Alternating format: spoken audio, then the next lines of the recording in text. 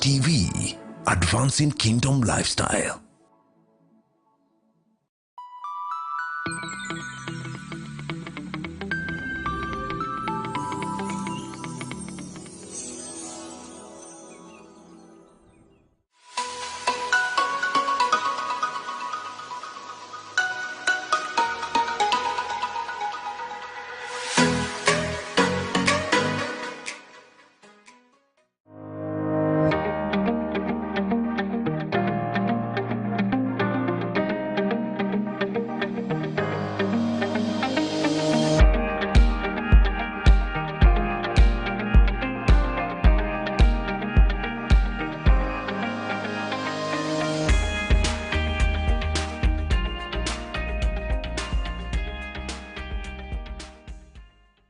Ladies and gentlemen, welcome to today's episode of the Gigi Report. I'm glad that you're tuned in. I want to promise you that today is going to be a very, very interesting conversation. So please, those of you that are tuned in on TV, that's great. Those of you that are following this conversation on the social media platforms, welcome. And please remember to share. This is the Gigi Report. And today I have a special guest on the set with me, Honorable Justice Byram Ongaya. Byram Ongaya is the Honorable Incoming Justice of the Employment and Labor Relations Court in the Republic of Kenya. Welcome to the show, my brother. Thank you, Pastor Gigi. Very good to have you here, and I'm looking forward to this conversation. So, ladies and gentlemen, as always, I want to introduce our subject of discussion today, and then we get the conversation ongoing. Today, we're going to be focusing on what I'm calling pursuing labor justice, the role of the Employment and Labor Relations Court, and that's what we want to discuss today. More importantly, employers and employee is never often without conflict, and this requires what they call in legal terms adjudication by courts of law. And so the Employment and Labor Relations Court was created as part of the judicial reform agendas following the new Constitution 2010. And its role is to effectively adjudicate labor disputes, and that's the reason for this particular court. And my guest is here to tell us more about the court and how it operates, its mandate, and its influence in the socio-economic development of our nation.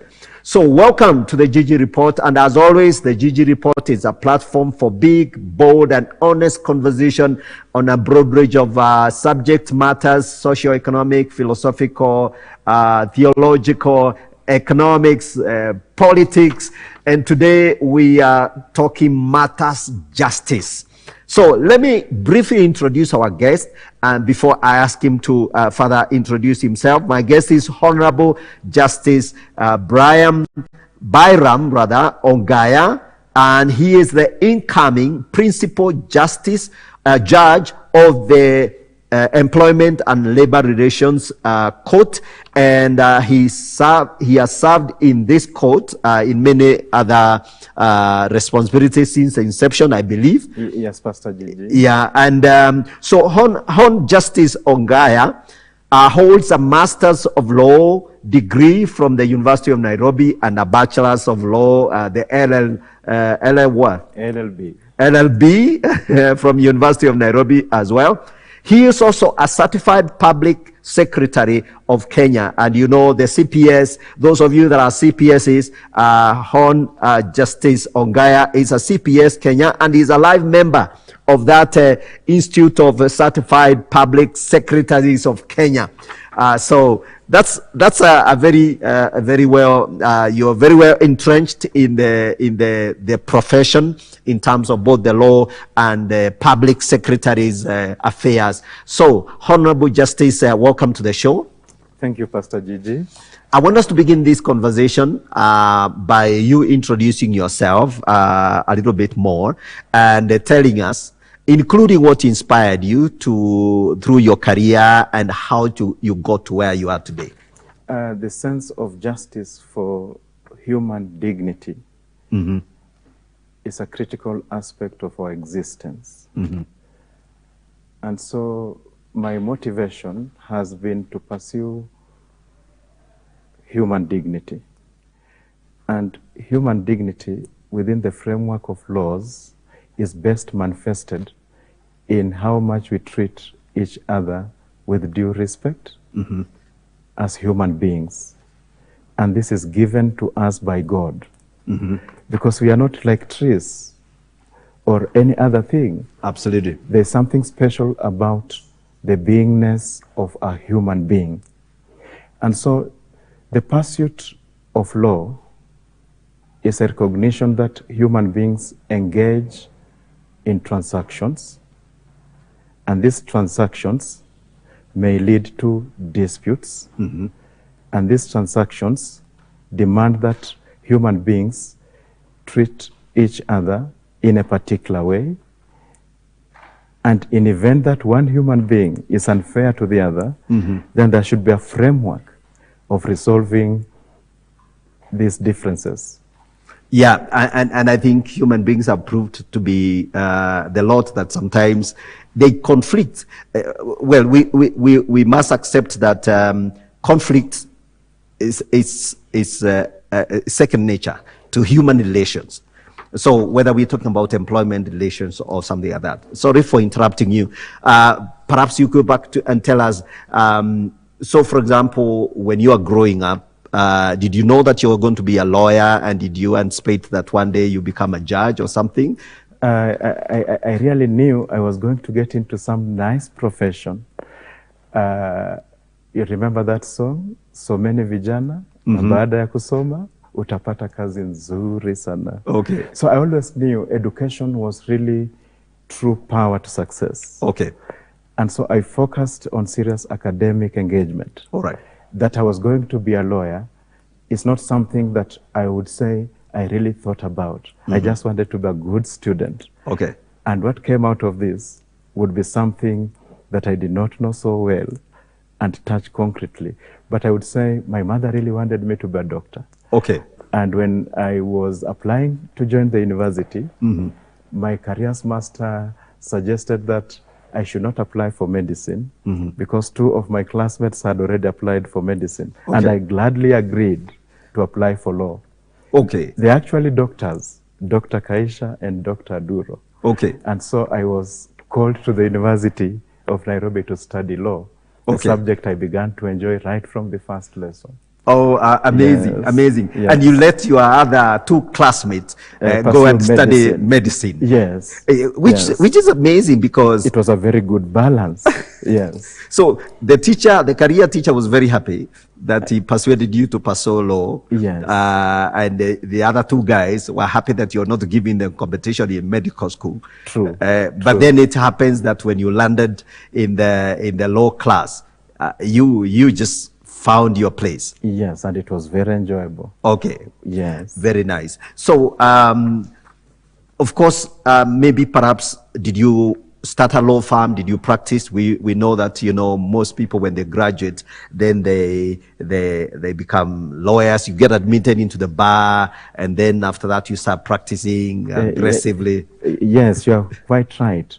The usual path is you graduate, you join the School of Law, and you do what we call internship, properly called pupillage. So you are a pupil and you have a master. And my master was an advocate of the High Court of Kenya, of great standing, Mr. Steve Musalia Mwenesi. Okay. And so I worked with Steve Musalia Mwenesi, and I did great litigation cases in the area of judicial review, in the area of civil litigation, the group ranches and land rights involving the Maasai community. And we did a lot of cases related to formation of neighborhood associations. You remember like Karen Langata Association, Karengata. We also were involved in formation of Nairobi Central District Association. All right. And later on the Kenya Alliance of Residents Association. All these were resident initiatives to protect critical interests of a clean environment, for example, in the neighborhoods, Yes. absence of nuisance, and generally to have homely environments Okay. that are clean All right. to the community. Right. And because we did not have strong consumer organizations, they also doubled up to pursue consumer rights. Later on, I became the first in-house counsel for the Public Service Commission, Okay. where we did a lot of work in terms of legislative drafting and initiating policies for public service, encompassing the police services, the prison services, the civil service, the local authorities then, and ensuring that the civil servants of Kenya are taken care of in terms of discharge of human resource management functions. I broke from that service briefly, and I was appointed to serve the Independent Interim Boundaries Review Commission.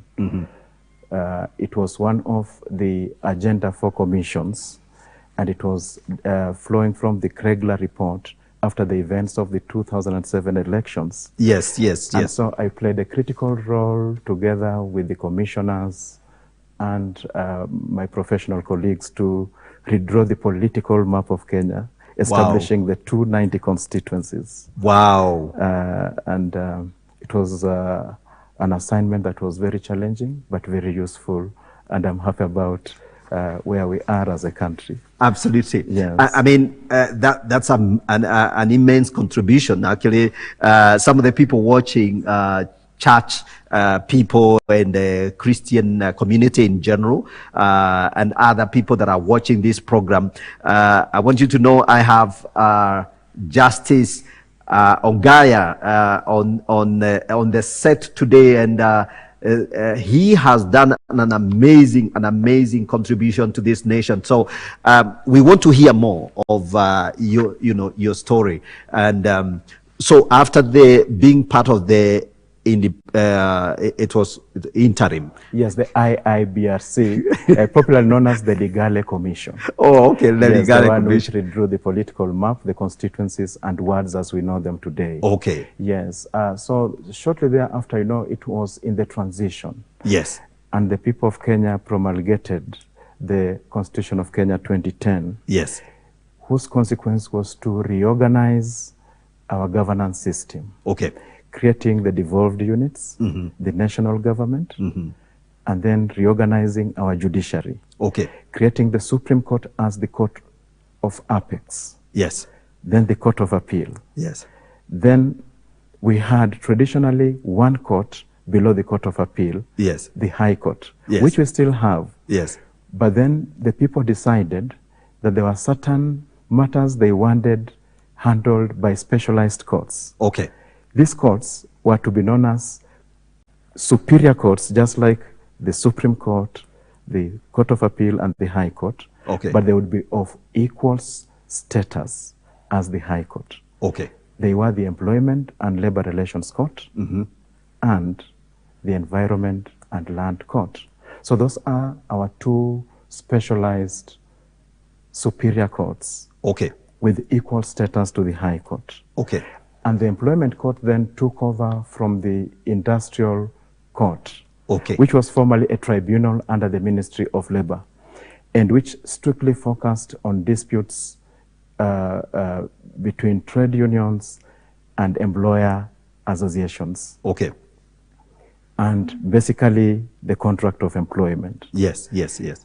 But this new Employment and Labor Relations Court in the new republic Okay. was given an expanded jurisdiction Okay.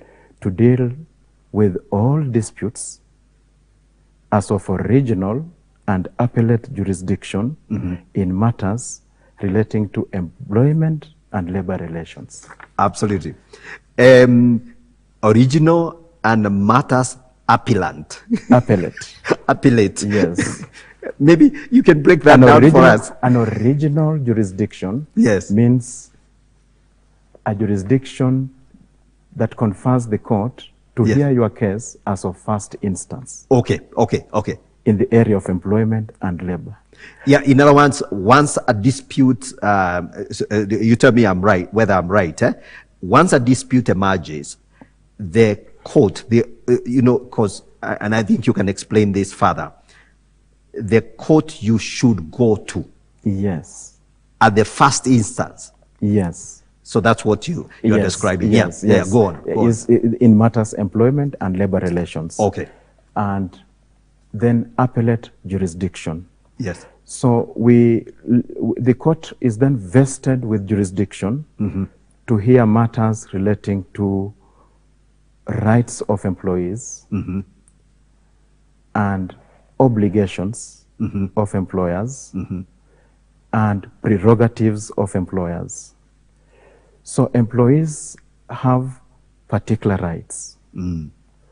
Rights such as to be assigned to work. Rights such as to be paid a fair wage or salary. Rights such as to access clean water at the workplace. Rights such as to be provided protective gear. Rights such as to be provided clean food, like in the industry, factory production systems.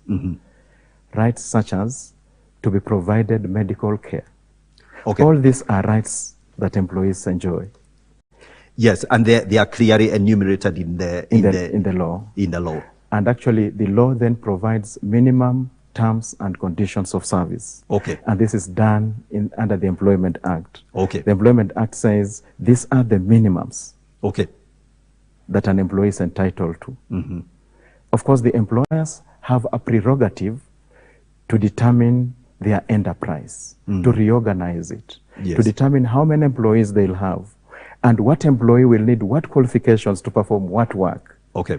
They have a prerogative to decide to re-engineer the workplace and determine their standards and requirements for production. Right. They enjoy this prerogative. Okay. They want to have a free hand to do all these things. They want to have a free hand to perform human resource functions, such as recruitment, selection, appointment, promotion, training and development, and even when to terminate. And they want to exercise disciplinary control over their employees. Yes. And they want to have a free hand, a near free hand in doing all these things. Yes. And yet the law may change these things. Yes. Yes, and that is when the provisions of the law on minimum work standards become very relevant. Okay. Yes. Okay. Yeah. So then the minimum standards that are required by the Employment Act basically is to say, look, these people who are working for you is a country. We think that there are certain straightforward minimum condition under which employment should happen. This formal engagement between employer and employee should happen. And to the extent that an employer is not able to provide those conditions, it is depriving those workers. And I'm sure this is coming from, industrial, the early part of the industrial yes.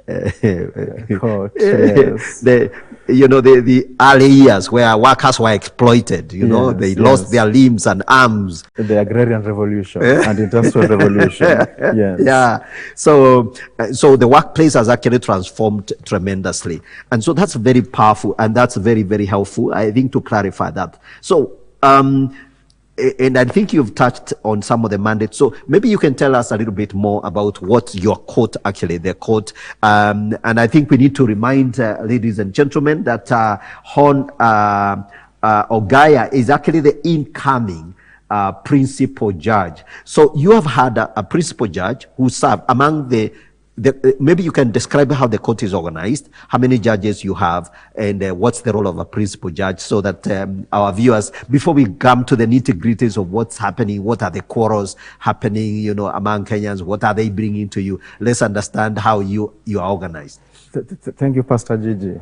The Employment Court of Kenya is consisting of a principal judge okay, and other judges to be determined by the Judicial Service Commission. Okay. The principal judge is elected by judges of the court. Okay. So when the court was put into operation in 2012, the court elected its first principal judge, the Honorable Justice Matthews Derry Duma. Okay. He served for 5 years. Okay. And the judges have a policy that we will alternate between a gentleman and a lady. Okay. And so, come after 5 years, the Honorable Judges elected the Honorable Lady Justice Maureen Onyango to be the principal judge of the court, who has served for 5 years. Okay. And the judges have now elected me to serve as a principal judge. Okay. And I must say that I am thankful to the honorable judges for expressing this confidence in me to serve. I'm most humbled. Thank you. And my congratulations indeed for, you know, being conferred with that very honorable, you know, responsibility. And I wish you well as you serve this wonderful, you know, very important constitutional institution, actually, of the Republic of Kenya. Wonderful. So, yes. Just to add that the principal judge is accountable to the Honorable Chief Justice in the delivery of the mandate of the judiciary as conferred to this court, within the jurisdiction of this court. And for the coming period and the current running period, we would be committed to implement the Honorable Chief Justice's vision of social transformation through access to justice, such as matters of social justice, which fall squarely within the jurisdiction of this court, accessibility, flexibility, and sharing of authority, so that there's participatory performance in the discharge of our respective roles. Absolutely, absolutely.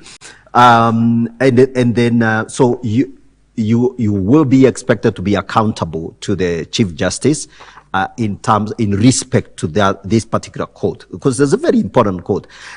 And on justice, I think one of the things that is surprising, that a lot of Kenyans may actually not know that there is actually that you have a very well established, you know, court system, and you have branches. Maybe you can also talk about how many. So, if somebody is in Mombasa and they have a dispute with their employer in Mombasa, do you have a court in Mombasa? Can they? And do you have branches? Maybe you can expound on that as well. Yes, I must thank the Judicial Service Commission, the Honorable Chief Justice, for the expansion of this court since its inception. All right. It is actually marking 10 years since its inception. Yes. In 2012, 12 judges were appointed. Yes.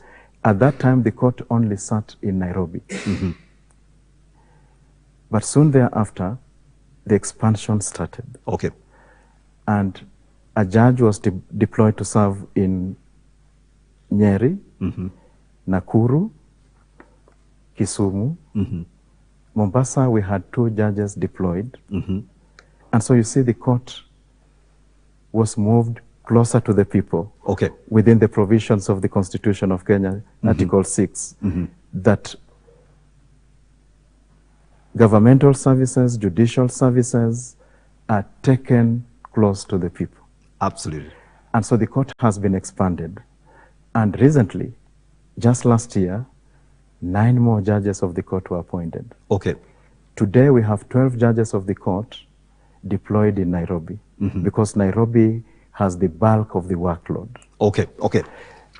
2 judges are deployed in Mombasa, 2 in Nakuru, 2 in Kisumu, 1 in Eldoret, 1 in Bungoma, 1 we've also got a judge in Nyeri, 1 judge in Nyeri. The judge in Eldoret makes a circuit hearing of cases in Kitale. We have a circuit hearing of cases in Machakos by judges in Nairobi. and we have the judge in Eldoret making a circuit hearing of cases in Kitale. So the court has been expanding. Okay, okay. Yes. Yeah, so that means actually any employer-employee dispute that is ripe and of the set we were talking about the fact that you should not take a matter to a judge if a dispute to a judge if it is not ripe. Yes, you know, if the maturity of disputes. You have just shouted at Yes. each other in the office and there isn't really any serious dispute yet.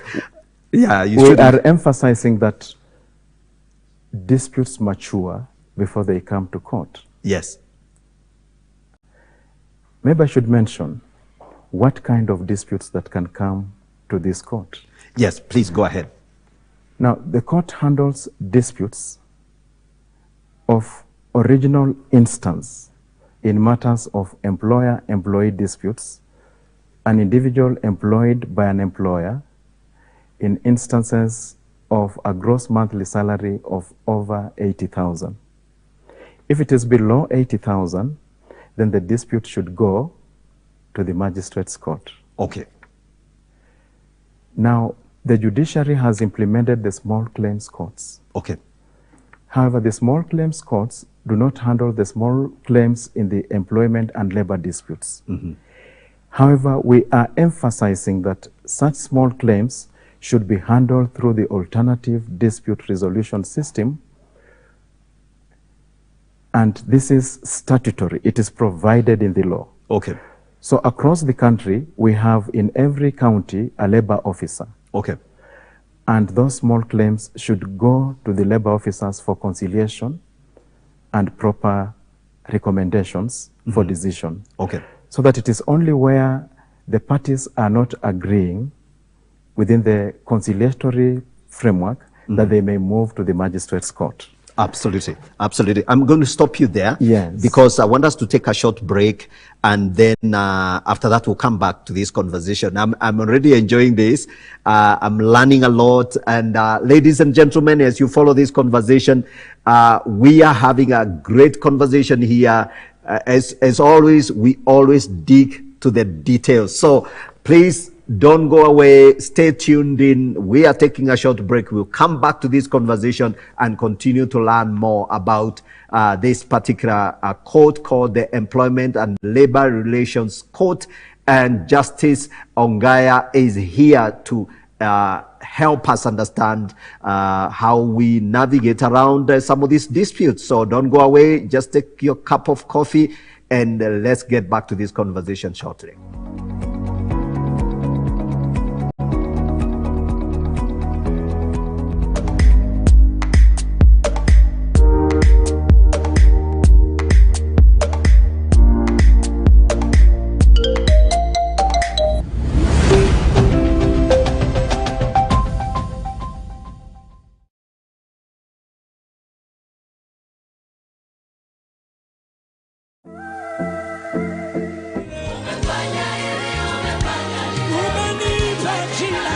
Elevate TV offers you wholesome content that refreshes, empowers, learn to receive the love from God.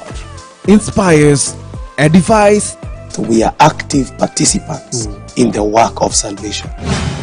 connects, and elevates the truth in the spheres of family, Read your Bible, pray every day. governance, We are in a fragmented political party still. economy, education, Let me look for the material that I need to pray for my child with. business, You have to match your passion, you have to match your skill. and religion. Watch the latest Christian movies, documentaries, live programs, Where is the place of the voice of God when you have 10-year plan? If you are standing on the rock, that is Jesus Christ, that is the word of God, by the end of the day you'll stand. conferences, and church services that will edify and entertain your family. Tune in live on all free-to-air digital decoders on Pan Channel. Elevate TV, advancing kingdom lifestyle.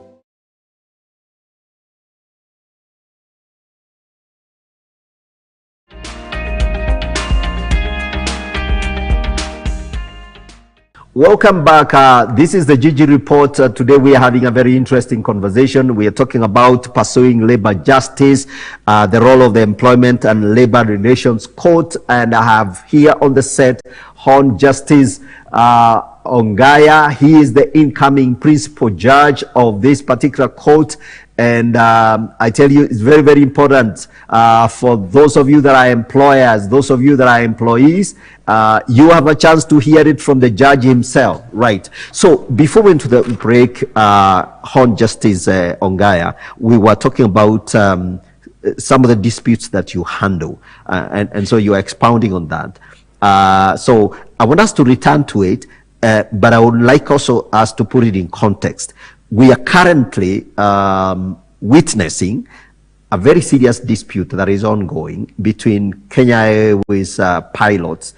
They have a union and their employer, the Kenya Airways. And that, while I know we don't want to go into the details of it because of some of the limitations that that may arise. Speak to us about some of the matters that come to your court. The other matters that come to our court are about trade disputes. These are disputes that relate to employer associations and employee associations, trade unions. Okay. And the role of these associations is to collectively bargain for the employers and to collectively bargain for the employees. All right. So the Federation of Kenya Employers is the apex body for the employer associations. Okay. And the Central Organization of Trade Unions Kenya, COTU, is the apex body for the employee associations and organizations, the trade unions. Yes. Now the purpose is for the employers and employees within defined industries, sectors, to come together with the solidarity of employees in that sector through their unions to negotiate terms and conditions of service. Okay. It happens that there are differences, for example, in the process of negotiation, like how much should be paid for salary. Okay. It happens that certain differences may occur, like in the negotiation process on the on the hours of work. These are terms and conditions of service. Yes. But even before then, there's a threshold for formation of the employer and employee associations. A union may seek to be recognized by an employer, and an employer may reject the recognition on account that, for example, the union is not the sector union, or that the union has not recruited at least a majority, a simple majority of the unionizable employees in the employer's establishment, which is a legal threshold. And all these processes are consensual. The parties negotiate freely. And there is a tripartite that in event of a difference in between the parties, then a dispute is reported to the Minister for Labor. A conciliator is appointed. And it is only when a conciliator does not get the parties agreeing that a matter can come to court. Okay. So we emphasize that parties negotiate in good faith, and parties must then seek to reach informed and fair compromise. Right. And the court should be the place to come as an ultimate place to resolve the dispute. Okay. It happens that parties do not agree and they have to come to court. All right. What I'll emphasize is that as far as possible, parties should sit down and agree, because employment is about agreement.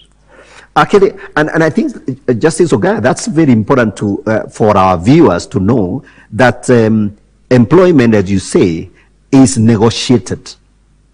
It is a negotiation. whether somebody is just one individual signing up for a job that was advertised and all that. The same way, you're subjected to an interview, you ask questions, the employer wants to confirm that actually you are competent, sufficiently competent to perform the job. And then, of course, after that, the next thing is how much and all that. And all. So you agree on salary, you agree on terms. And so you're saying whether that is an individual employee or the union itself, the group of employees that have formed a union within an establishment, the bottom line is negotiation. It must be negotiated. Yes, negotiations are very important. And in event of a strike, there are conditions that must be satisfied before a strike can be called by the union. Tell us more about that. It must be that the dispute is about terms and conditions of service. Okay. And secondly, it must be that the parties have exhausted their agreed dispute resolution mechanisms. And thirdly, there are formal requirements as to giving of notices. Okay. And when employees go on strike, it is not that they want to cut like the udder of the cow that provides them the milk. Not so. Yes. They are just invoking their ultimate bargaining chip. Okay. And the law has provided ample provisions on how to deal with unprotected strikes. Okay. First, the court is available. Second, the employers would be entitled to withhold such pay for such number of days that an employee has been on unprotected strike. Okay. But the ultimate goal is that the parties must come together so that the employer continues enjoying this service of the employee, the workforce, and the employees get what is their fair compensation and other benefits out of their employment arrangement. Okay. I would just want to say that in the arena of trade disputes, we also begin seeing disputes, not just about elections in employer and employee associations, but also the membership coming up with disputes about governance and administration of their associations. Okay. They want better accountability and better governance, and all these are matters that would come to the court within the arena of trade disputes. But we also have another arena of work injuries, okay, which are governed by the Work Injury Benefits Act. And we have the Director of Occupational Health Safety and Health, okay, DOSH. Yes. That is where these disputes should be taken. So in event of injury at the workplace, the dispute is reported to the director, and the assessments are undertaken. And if the employer is dissatisfied or the employee is dissatisfied, they launch with the director an objection within the prescribed time. And if they are still dissatisfied with the outcome, then they can appeal to the Employment and Labor Relations Court. Okay. And so employees and employers must take very seriously the work of the director in assessing compensations for employees and in circumstances of injury or even death at the workplace. Okay. Okay. And so those are appeals that may come to court. Of course, the other appeals that may come to court are appeals from the magistrate's court. Okay. You recall I mentioned that for those whose gross monthly salary is 80,000 and below, their court of first instance would be the magistrate's court. Yes, yes. And if you are dissatisfied, then you appeal to the Employment and Labor Relations Court. Yes. And within the framework of the trade unions and the employers' organizations, they will determine their own leadership in accordance with their constitutions. Usually it is a democratic process of about after 5 years they change their leadership. Right. Okay. If you are dissatisfied with that outcome, the registrar of trade unions has certain roles in registering the elected officials. If you are dissatisfied with the registrar's decision, then you appeal to the Employment and Labor Relations Court. Okay. Just as if you are denied to register a trade union or an employer's organization, then you appeal against the decision of the Registrar of Trade Unions to the Employment and Labor Relations Court. Absolutely. So you basically, the court is actually the apex place to resolve all disputes related to employment and labor relations, and I like the fact that you've dug to the core of it in terms of how this the various disputes, some of the ways they are already provided for, how they should be resolved, and they should only come to your court when now the various parties have differed and you're completely aggrieved, whether it's a labor union, a dispute within the union itself, or even a dispute among the employers. Do employers also come to you, differing among themselves? Yes, employers may differ among themselves. Okay. Though this may come out even in an ordinary dispute filed by an employee. Okay. For example, an owner of work to be performed may choose not to be an employer and outsource labor. Okay. So, for example, you may want to outsource cleaning services. Yes. Depending with the arrangements in that outsourcing contract, it may happen that the outsourcing contract allocates certain functions to the owner of the work and others to the outsourced company. There's a sense in which then you see the owner of the work and the outsourced company may have certain disputes. Okay. Employers may also, as employers have disputes in a transaction we may call like transfer of service. Okay. When you move around, you'll see, like at hotels, you see under new management. Okay. So what happens, when you come in the morning, the same business is just like it was yesterday. Yes. The managers may have gone, but all other staff have remained. Yes. In the transitional process, yes, it happens that there may be certain teething issues of rights of employees. Okay. For example, they may have served for 10 years. Will the incoming owner of the business take charge, for example, of their previous service of 10 years? Okay. And if this is not very well handled, then you see a way in which multiple situations of employment relationships can create employer-qua-employer disputes. That's correct.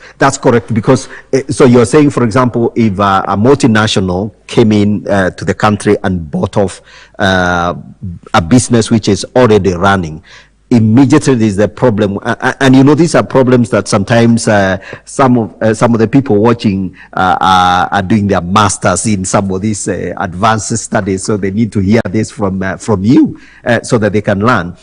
So what happens is that you have these existing employees, because you can't sell human beings. You have sold the business, but not the workers. But then the new owner of the business now has to do something about. There has to be a transition, as the ownership has changed. So there has to be a transition, and so there is the issue of what happens to my 10 years of service. Precisely. With the new employer. Precisely. And the arrangements for transfer of businesses should therefore take into account the interests of the employees. Absolutely. Yes. Absolutely. I can see that. And so, I think that is matters well said and clear. So maybe perhaps you could tell us some of the highlights, some of the cases that not necessarily in details, but there have been a few cases of national interest, some of the ones that you've watched that perhaps you would say they went well. Some of them were maybe unnecessary disputes, and maybe in future they shouldn't have been there. Yeah. I may just mention that looking at the nature of the cases that come to the court, the bulk of them are about whether the termination was fair. Okay. And depending with the reasons for termination and the circumstances, the law prescribes the procedures. Right. So like in a redundancy, the employer should serve certain notices, 30 days notices, either to the union, the individual employee, if there's no union, and the labor officer. Okay. Then there are certain criteria for selecting those for redundancy. Mm-hmm. If it is an event of misconduct or poor performance or ill health, the law also requires the employer to serve the employee a notice and then give them a hearing in a language that they understand and in presence of a representative like a co-worker. Okay. Observance of these procedures of fairness is very critical. Okay. On the part of the employers, so that we do not have many disputes come to court because they have missed on these procedural requirements. I may also mention that we are living in a very fluid workplace. So for example, during the COVID situation, we have had people working from home. That appears to give the employee more discretion in their approaches to work. So for example, if one has just a symptom that appears to be COVID, yes, then it's like at the workplace we agree you are automatically on a sick leave. Okay.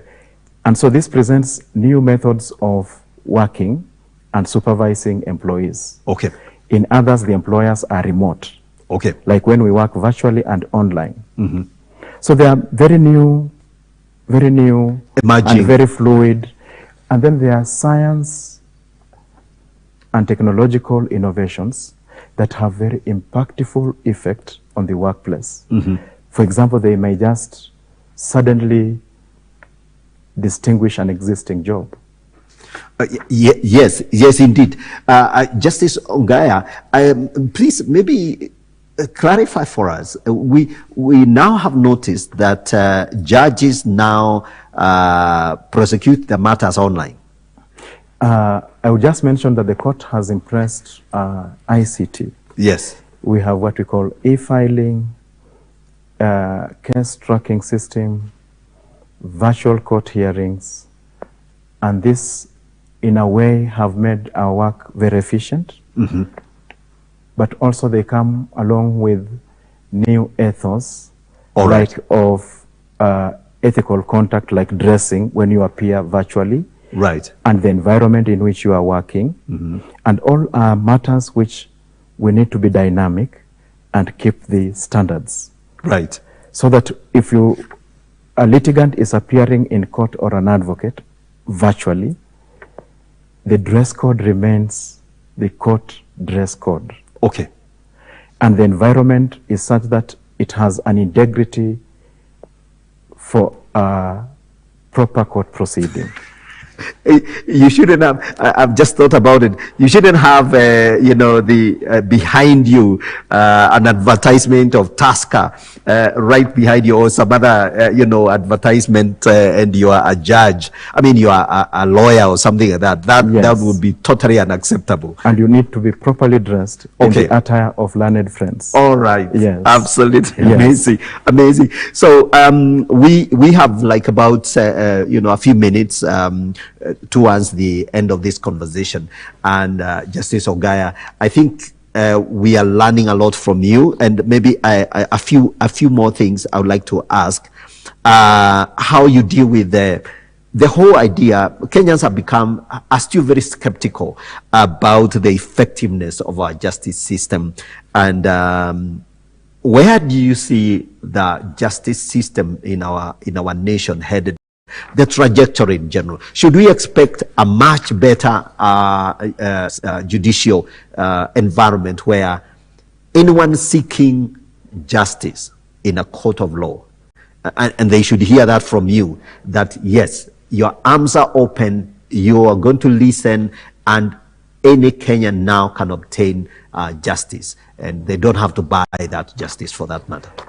In terms of the constitutional provisions, yes, our constitution has been described as transformative, yes, and people-oriented, and it has set up a proper judicial structure, which also embraces alternative dispute resolution and traditional methods of resolving disputes. Right. So in terms of the design, we have the court structure. Secondly, I want to mention that within the workings of the court, there are expectations from the involved stakeholders which require that all the stakeholders perform their roles. Yes. I want just to mention very quickly the key stakeholders. First is the court itself. Yes. So the court must be properly resourced so that it can perform on its role in terms of human resource, like as judges, like our staff, like the courthouses, like the application of ICT. Then there are the litigants. Right. The litigants come to court. Yes. They expect simple case filing systems. They expect ready hearing dates. They expect that they'll be heard when the court is scheduled to be heard. Yes. And in event it adjourns, they are given a notice. Right. They expect that after the case has been heard and the hearing has closed, the judgment or ruling will be rendered within reasonable time or promptly. Yes. But on the side of the court, we also have expectations. We expect that those litigants, our customers that come in, know our processes. Right. And this we do by way of sensitization like we are doing now. We are also having institutional framework, what we call court users committees, where the advocates, the court, and litigants in their diversity and stakes attend and air openly what they expect. And we expect them to be honest and open. Yes. As courts, we have our legitimate expectations that litigants will actually comply with the rules of procedure and directions by the court, which set timelines. We also welcome constructive criticism, which is backed up with good evidence of examples, and which should then help us improve. All right. We would then discourage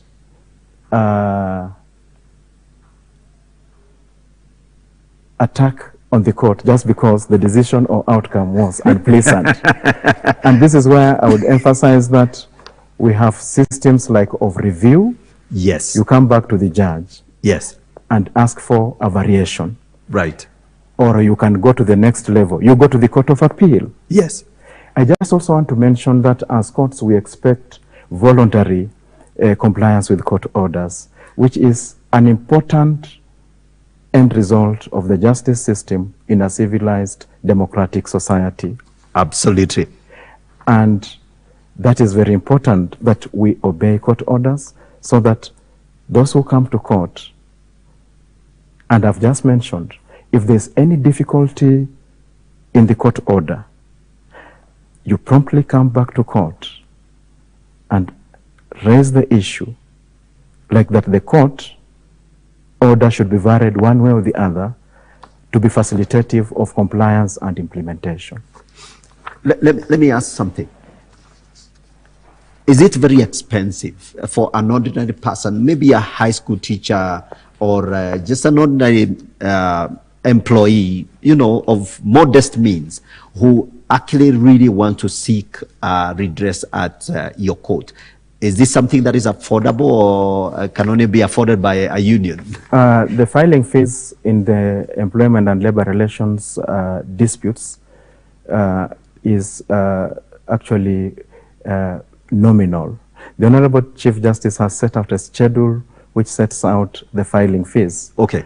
And even it does not graduate with the kind of reliefs you are seeking from the court. Okay. So it is a very homely place to come, very friendly, pocket friendly, and I do not think it has been a deterrence for the Kenyans to access the court in terms of court filing fees. Okay. Okay. Yes. So it's something very much. And do you have any concern with, for example, lawyers? Do you think lawyers have are playing an enabling role overall, or have they cooperated? Are you happy with?